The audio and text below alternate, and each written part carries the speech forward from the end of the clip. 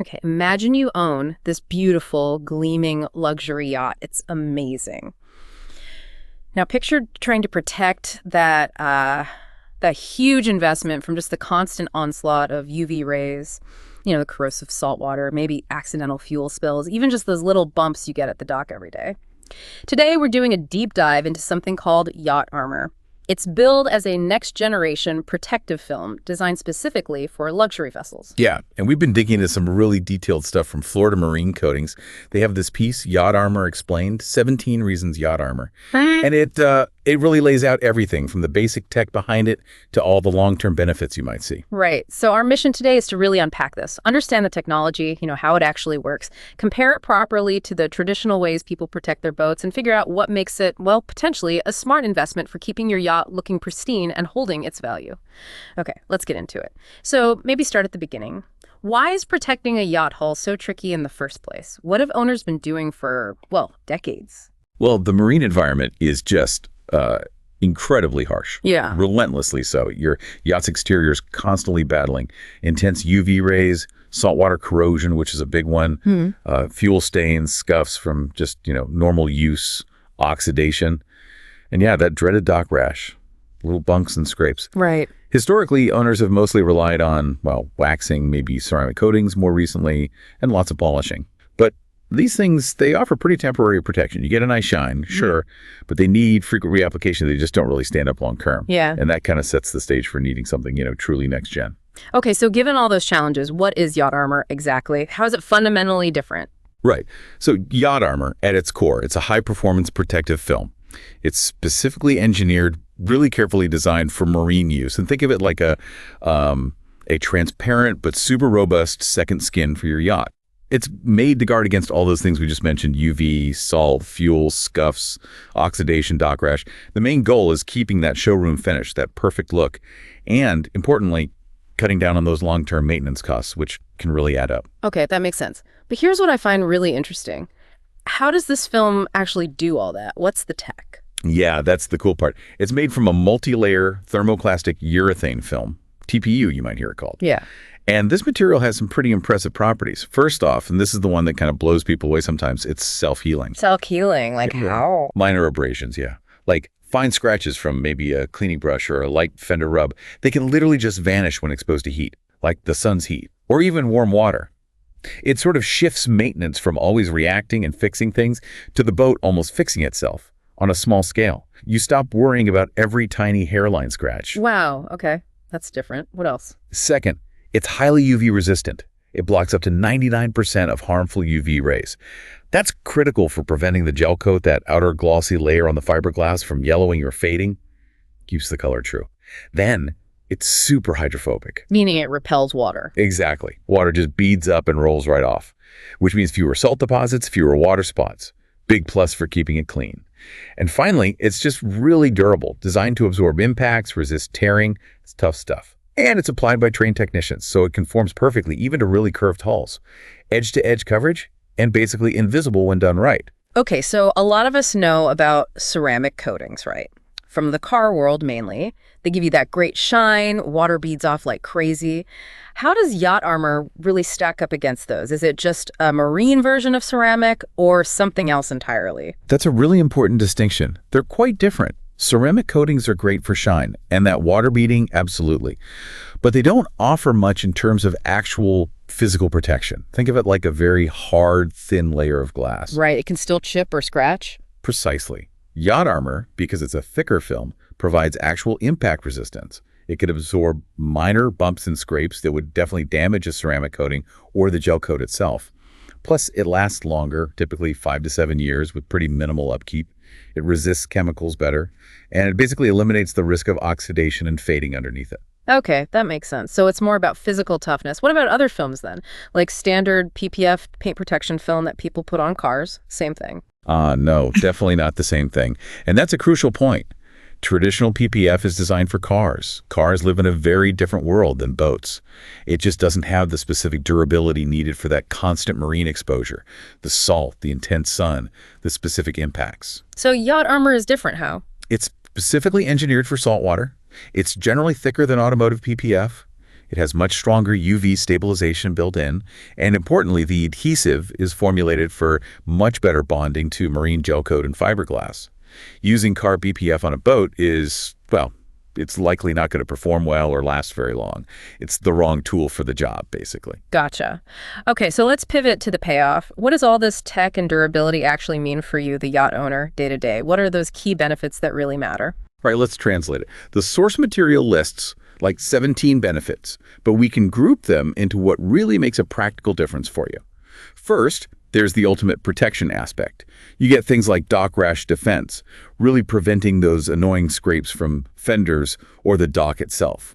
It acts as a fuel spill barrier, protecting the finish if you have a little overflow at the fuel dock. Huge benefit. Oh yeah, fuel stains are nasty. They are. Then there's impact absorption, deflecting minor debris, maybe stuff kicked up by another boat or those docking bumps we talked about. You get corrosion prevention because it literally seals the gel coat off from moisture and air. And chemical resistance, shielding from detergents, bird droppings, pollutants, that sort of thing. Okay, that's the protection side. What about looks and upkeep? Big benefits there too, under aesthetics and ease of maintenance. Think easy cleaning. Seriously, just rinse, and maybe a gentle wipe with marine soap. No more heavy scrubbing or harsh chemicals. You get long-term gloss retention. It keeps that deep showroom shine for years with very little effort compared to waxing.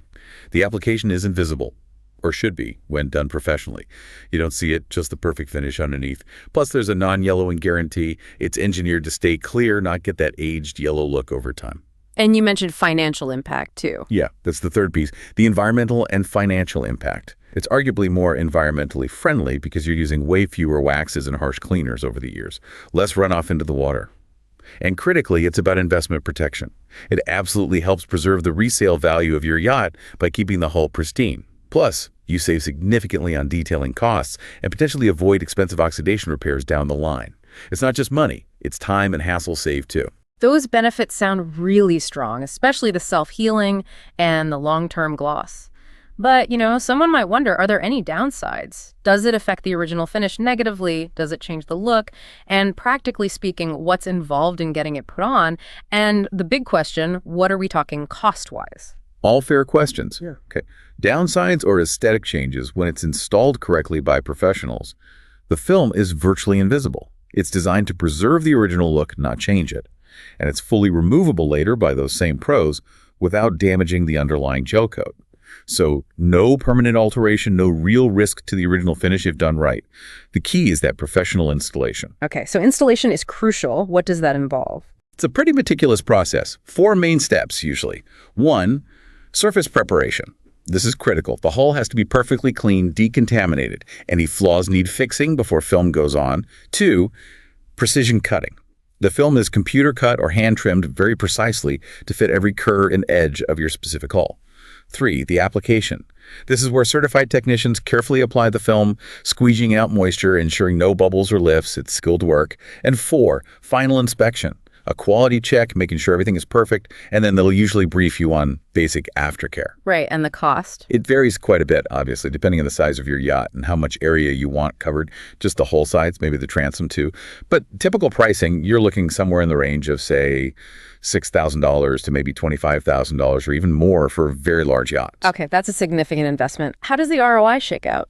It sounds like a lot up front, but when you factor in what you'd normally spend on, say, biannual waxing or polishing, maybe ceramic reapplication, plus the cost of fixing any oxidation that inevitably happens, and then you add the preserved resale value, a hull in perfect condition commands a much higher price. The calculation often shows a solid return on that initial investment within about 18 to 24 months, sometimes faster on heavily used boats. That puts it in perspective. Are there common mistakes people make when they're considering this, things to absolutely avoid? Oh, definitely, yes. Yeah. Top mistakes would be, number 1, skimping on professional surface prep. If the surface isn't perfect, the film won't adhere properly or look right. Number 2, choosing non-certified installers. This is specialized work. You need people who know marine applications, not just car wraps. 3, trying to install it over existing oxidation or damaged paint. You have to fix the underlying issue first. You can't just cover it up. And number 4, like we discussed, using automotive PPF instead of a proper marine-specific film like Yacht Armor. It just won't last or protect effectively in the marine environment. Good points to keep in mind. It's always great to hear about real-world results. Did the source material have any specific examples or case studies? It did, yeah. Couple of good ones. There was an 85-foot azimuth. After they installed Yacht Armor, the report said gel coat oxidation was basically reduced by 100%. Gone. And the owner apparently reported spending about 50% less time on detailing the hull. That's a huge time saver right there. 50% less time. Wow. Yeah. And another one, a 65-foot Sunseeker. They had ongoing issues with dock rash, those annoying scrapes. Yacht Armor apparently eliminated those issues completely, and the boat kept its full gloss finish even after 2 years of being used pretty hard in charter service. That's a tough test. Those are pretty compelling examples. Okay, so if someone listening is thinking, maybe this is for me, what are some common questions they might still have? Yeah, good point. FAQs often include things like, is it removable? And the answer is yes. A professional can remove it cleanly without damaging the original finish. How long does it really last? Typically 5 to 7 years, sometimes longer with good care, depending on conditions. Will it turn yellow over time? No. These modern marine films are specifically made to be non-yellowing and UV stabilized. They stay clear. What about putting it over like the boat's name or graphics? Can it be applied over graphics or decals? Yes, it can. Though sometimes there might be a very slight color shift perceived through the film, so it's something to discuss with the installer. They can usually show you examples. Does it affect resale value? Definitely, and positively. Buyers value a well-protected, pristine hull. It's a major selling point. And is it worth it for smaller boats too? Yes, absolutely.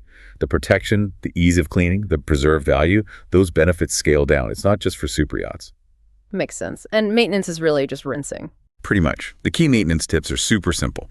Rinse with fresh water after each use if possible. Avoid abrasive brushes or harsh scouring pads. Use gentle, pH-neutral marine soaps when you do wash it.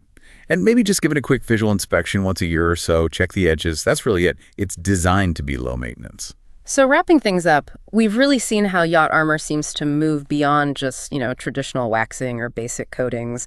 It offers this long-lasting, pretty low maintenance and genuinely protective solution for luxury boats.